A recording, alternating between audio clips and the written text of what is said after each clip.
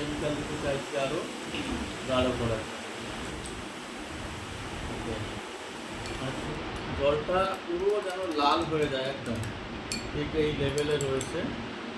একটুখানি জল কম বেশি আছে, একটু এক্সচেঞ্জ করে এদিকে আবার ঠিক আছে, অল্প সম পরিমাণ জল।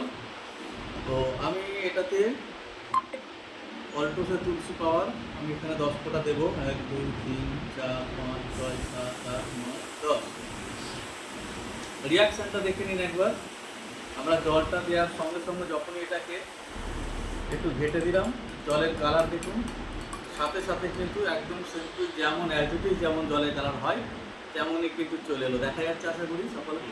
ওকে, চলুন এবার আরেকটা তুলসী পাওয়ার আমার কাছে রয়েছে, আমি সেই তুলসী পাওয়ারটা এই জলটায় দিচ্ছি।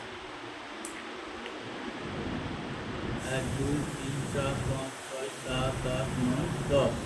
সেমভাবে আমি 10 ফোঁটা দিলাম, দেখা যাক কি রিয়াকশান হয়।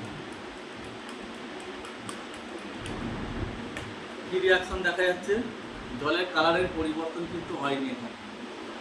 তার মানে যেখানে এখানে পরিবর্তন হয়ে গেল সাথে সাথে, বাট এখানে দেখুন সম পরিমাণ তুলসী দিলাম, কিন্তু এর জলটা যেমন ছিল নোংরা তেমনই রইল, এটা ক্লিন হয়ে গেল। তাহলে এর থেকে এটাই প্রমাণ হলো যে বাজারে চলতে এরকম অনেকে তুলসীর নামে প্রচার হচ্ছে, কিন্তু আসল তুলসী কিন্তু অল্টোসেরই তুলসী পাওয়া। জয় অল্টোস।